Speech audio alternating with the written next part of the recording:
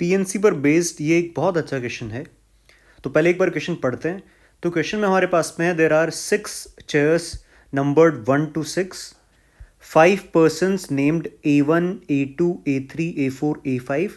In how many ways they can be seated on chairs such that AI could not take the chair number I and A1 could not sit on the chair number 6. तो इस question को पढ़ के एक basic idea ये समझ में आ रहा होगा कि शायद इसमें हम डी अरेंजमेंट कैसे न कैसे करके यूज़ करेंगे। तो ये अच्छा क्वेश्चन है, लेकिन इस क्वेश्चन तक पहुंचने के लिए हम एक जेई एडवांस का रेफरेंस क्वेश्चन लेते हैं। उसके बाद ये क्वेश्चन हमें थोड़ा और बेटर समझ में आएगा। तो इस क्वेश्चन को करने से पहले जेई एडवांस 2014 का एक क्वेश्चन है मेरे पास में, पहले ये समझेंगे और इस कॉन्सेप्ट से फिर थोड़ा सा लेवल अप करके हम जो पहले क्वेश्चन मैंने लिया उसको सॉल्व करेंगे। तो पहले जेई एडवांस 2014 का इक्वेशन पढ़ लेते हैं। हमारे पास में दे रखा है 6 cards and 6 envelopes numbered 1 to 6. Cards are to be placed in envelopes so that each envelope contains exactly one card and no card is placed in the envelope bearing the same number. पहली बात तो 6 cards हैं, 6 envelopes हैं और कोई भी card same number वाले envelope में नहीं जाएगा। And moreover, the card numbered 1 is always placed in envelope numbered 2. ये इंपॉर्टेंट है कि कार्ड जो है, कार्ड 1 जो है वो हमेशा एनवलप 2 में ही जा रहा है। Then number of ways it can be done. चलो, अब बात यह कि इस बात को समझने के लिए हमें डी अरेंजमेंट समझना होगा। तो डी अरेंजमेंट अगर हम देखें तो एक बार मैं यहाँ पर डी अरेंजमेंट का फॉर्मूला तुम्हें बता देता हूँ। देखो, अगर मेरे पास में 5 लेटर्स हैं और इन 5 लेटर्स को 5 एनवलप पे मुझे डी अरेंज करना है, कहने का मतलब मेरे पास लेटर्स के नंबर हैं 1 2 3 4 5 और एनवलप्स हैं 1 2 3 4 5। डी अरेंज करने का मतलब 1 किसी भी एनवलप में जा सकता है लेकिन 1 में नहीं जाएगा, 2 किसी भी एनवलप में जा सकता है लेकिन 2 में नहीं जाएगा, 3 किसी में भी जा सकता है पर 3 में नहीं जाना चाहिए, 4 में नहीं जाएगा बाकी कहीं भी जा सकता है, 5 में नहीं जाएगा बाकी कहीं भी जा सकता है। तो डी अरेंजमेंट के लिए हम फॉर्मूला यूज़ करते हैं। जैसे मान लो 5 का 5 पर डी अरेंजमेंट है, ये ध्यान रखना कॉरस्पॉन्डिंग एलिमेंट्स होने चाहिए, मतलब ये 5 के साथ में 5 हमारे सामने है। तो डी अरेंजमेंट का फॉर्मूला रहेगा 5 factorial 1 minus 1/1 factorial plus 1/2 factorial minus 1/3 factorial plus 1/4 factorial minus 1/5 factorial. देखो, अगर 5 का 5 पर डी अरेंजमेंट है तो मैं 5 से स्टार्ट करके 5 पर ख़त्म कर रहा हूँ। अब यही मान लो अगर 7 का होता तो मैं 7 फैक्टोरियल से स्टार्ट करता यहाँ पर और इस तरह से चलते चलते कहाँ पर एंड कर देता, 1/7 फैक्टोरियल पर एंड करता। एक चीज़ तुमने नोटिस करी होगी कि मैंने स्टार्टिंग में 1 माइनस 1/1 फैक्टोरियल लिखा है। तुम चाहो तो सीधा स्टार्ट कर सकते हो 1/2 फैक्टोरियल से, पर 1 माइनस 1/1 फैक्टोरियल से फॉर्मूला थोड़ा सिमेट्रिक सा लगता है, याद रखना आसान होता है, इसलिए हमने इसको ऐसे लिख दिया है। तो ये हो गया 5 लेटर्स का 5 एनवलप पर डी अरेंजमेंट। ये हमारा डी अरेंजमेंट का फॉर्मूला है। पर इसमें ध्यान रखना कि जितने लेटर्स हैं उतने ही एनवलप्स हैं और हर नंबर का कॉरस्पॉन्डिंग एनवलप वहां पर है, तब ये फॉर्मूला लगता है। अब वापस जो जेई एडवांस का क्वेश्चन था पहले उसको देखते हैं। तो ध्यान से देखो, इसमें हमारे पास में 6 कार्ड्स हैं और 6 एनवलप्स हैं और बेसिकली कोई भी कार्ड अपने सेम नंबर वाले एनवलप में नहीं जा रहा। तो हो यहाँ पर भी डी अरेंजमेंट रहा है, लेकिन यहाँ पर एक एक्स्ट्रा कंडीशन है। अगर तुम ध्यान से देखो तो यहाँ पे लिखा हुआ है moreover the card number 1 is always placed in card number 2। इसको ध्यान से देखो। तो अगर मैं यहाँ पे लिखूँ, मैंने C1 C2 C3 C4 C5 C6 बनाया और यहाँ पर एनवलप्स बना दिए E1 E2 E3 E4 E5 and E6। ठीक है, अब कंडीशन ये है कि 1 किस पर जाना चाहिए, एनवलप 2 पर जाना चाहिए। तो 1 को अगर मैंने एनवलप 2 पर फिक्स्ड कर दिया ये, और बाकी सबका क्या होना चाहिए, डी अरेंजमेंट होना चाहिए। अगर तुम्हें ऐसा लग रहा है कि अब 5 कार्ड्स बचे हैं, 5 एनवलप्स बचे हैं, सीधा जो अभी आपने फॉर्मूला बताया डी अरेंजमेंट का वो लगा देते हैं, नहीं लगा सकते, क्योंकि यहाँ पर देखो, यहाँ पर ये जो 5 कार्ड्स के नंबर्स दे रखे हैं वो सेम नंबर्स नहीं है। यहाँ पर C2 है लेकिन यहाँ पर E2 अवेलेबल नहीं है, तो वो C1 उसमें जा चुका है। ठीक है, और इवन यहाँ पर एक्स्ट्रा है, तो सीधा फॉर्मूला नहीं लग सकता। अच्छा, इस वीडियो में मैंने जो तुम्हें डी अरेंजमेंट का फॉर्मूला बताया है वो हम प्रूव भी कर सकते हैं, लेकिन इस वीडियो के लिए मैंने उस टॉपिक को साइड में रखा है। डी अरेंजमेंट का मैंने फॉर्मूला बताया है कब, जब 5 थिंग्स का 5 पर ही डी अरेंजमेंट हो रहा है, उन्हीं नंबर्स के साथ में डी अरेंजमेंट हो रहा है। तो इसमें अगर हम देखें तो देखो 6 जो कार्ड्स हैं इनका डी अरेंजमेंट अगर हम कर रहे हैं तो कितनी पॉसिबिलिटी है डी अरेंजमेंट की C1 कार्ड के लिए। तो देखो एक केस तो ये हो सकता है कि C1 E2 में चला जाए, या फिर C1 E3 के पास चला जाए, या फिर C1 E4 के पास चला जाए, या C1 E5 में जाए, या फिर C1 E6 में जाए। तो ये 6 पॉसिबल वेज हैं C1 का डी अरेंज होने के। टोटल मतलब इस मोर ओवर वाली कंडीशन को छोड़ दें अगर हम, सीधा 6 कार्ड्स का 6 एनवेलप पर डी अरेंज होने के टोटल पॉसिबिलिटीज में C1 के पास चॉइसेस ये 5 रहने वाली है। किसको एक्सक्लूड किया मैंने? C1 का E1 के अंदर जाने वाली बात को छोड़ दिया। अब ध्यान से देखो, टोटल जो डी अरेंजमेंट होने थे, टोटल डी अरेंजमेंट वो अगर मैं यहां पर लिखूं एक बार, तो टोटल डी अरेंजमेंट होने वाले हैं, और डी अरेंजमेंट को मैंने लिख दिया एक बार के लिए D6, 6 चीजों का डी अरेंजमेंट करना। तो ये फॉर्मूला भी लिख देते हैं, यहां पे क्या आएगा 6 factorial into 1/2 factorial minus 1/3 factorial plus 1/4 factorial minus 1/5 factorial plus 1/6 factorial. अच्छा, ये तो है टोटल डी अरेंजमेंट जब 6 कार्ड्स का 6 एनवेलप पर डी अरेंजमेंट है, लेकिन मुझे कौन से वाला चाहिए? मुझे C1 को E2 पर ही रखना है।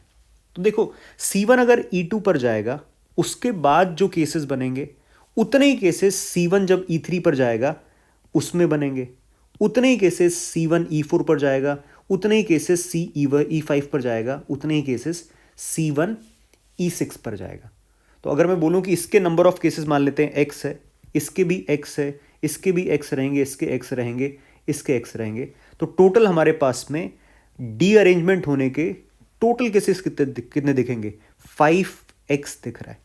लेकिन हमें कौन सा पर्टिकुलर केस काउंट करना है? जब C1 E2 के पास जा रहा है और बाकी सारे कार्ड्स भी क्या हो रहे हैं? डी अरेंज हो रहे हैं। तो टोटल 5x एक तरह से 6 कार्ड्स का 6 एनवेलप पर डी अरेंजमेंट है, और उनमें से हमें ये पर्टिकुलर वाला ही काउंट करना है। तो यहां से हमें बात बन जाएगी हमारी। हम क्या लिखेंगे? हमें पता है 5x कितना आ चुका है, ये टोटल डी अरेंजमेंट आ चुका है, और उससे हम x की वैल्यू निकाल लेंगे। तो क्या बनेगा? ये 6 फैक्टोरियल, तो 6 फैक्टोरियल है 720, और इधर अगर मैं इसको सॉल्व करूं, अंदर मल्टीप्लाई कर दें क्या? सीधा मल्टीप्लाई कर देते हैं।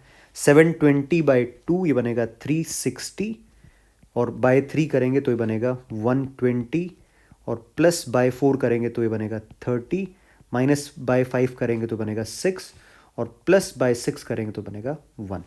तो यहाँ से आ रहा है 360 माइनस 120 240, 270, और यहाँ से आ जाएगा 270 माइनस 6 264 प्लस 1 5x आ जाएगा 265, और यहाँ से x आ गया, ये बनेगा 53। ये इसका आंसर रहेगा। तो इसका आंसर आ जाएगा 53। तो एक बार इसको मैं समराइज अगर करूं, तो हमने पहले 6 कार्ड्स का 6 एनवलप पर डी अरेंजमेंट के टोटल तरीके निकाल लिए, और वो टोटल तरीके कितने हैं? ये D6 में इसको मेंशन कर रहा हूं, ये फॉर्मूले से हमने निकाल लिया। लेकिन हमें कौन सा तरीका देखना था? हमें देखना था जिसमें C1 स्पेसिफिकली E2 कार्ड पर, E2 एनवलप पर ही जाए। तो देखो टोटल डी अरेंजमेंट में C1 E2 पर जा सकता था, C1 E3 पर जा सकता था, E4 पर जा सकता था, E5 पर जा सकता था, E6 पर जा सकता था। इन 5 केसेस के टोटल नंबर ऑफ वेज जो होंगे वो बराबर बराबर x x x x ही होंगे। तो 5x कितना आ चुका है? ये जो D6 का फॉर्मूला मैंने लिखा उससे यहां से किसकी वैल्यू आ जाएगी? x। आंसर आ गया 53, ऑप्शन सी करेक्ट है। अब हम वापस जो अपना ओरिजिनल क्वेश्चन था जिसके लिए इस वीडियो को बनाया मैंने, उसको सॉल्व करते हैं। तो यहां पर हमारे पास में क्वेश्चन दे रखा है 6 चेयर्स हैं 1 to 6 और 5 पर्सनस हैं, A1 A2 A3 A4 A5। तो यहाँ पर मैंने लिखा A1 A2 A3 A4 A5, और चेयर्स यहाँ पे लिख दी मैंने C1 C2 C3 C4 C5 C6। अब क्वेश्चन आगे पढ़ते हैं। They can be seated on chairs such that person A I could not take the chair number I. The arrangement clear समझ में आ रहा है यहाँ तक तो। उसके बाद जो ये कंडीशन है उसको ध्यान से देखो। A1 could not sit on chair number 6।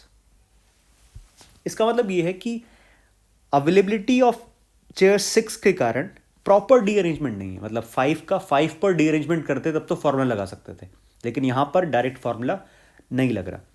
तो क्योंकि चेयर नंबर 6 अवेलेबल है तो हम दो केस मान के चलते हैं कि या तो हम चेयर नंबर 6 पर सबको किसी ना किसी को बिठाएंगे या फिर नहीं बिठाएंगे। तो इसका मतलब अगर मैं केस 1 लेता हूं जिस पे मैंने चेयर नंबर 6 को यूज़ ही नहीं किया, तो मैंने मतलब सीधा लिख दिया A1 A2 A3 A4 A5 C1 C2 C3 C4 C5। तो पहला केस तो ये जिसमें मैंने चेयर नंबर 6 को इंक्लूड ही नहीं किया, और जब मैं इंक्लूड कर ही नहीं रहा तो A1 इस चेयर 6 पर बैठ ही नहीं पाएगा।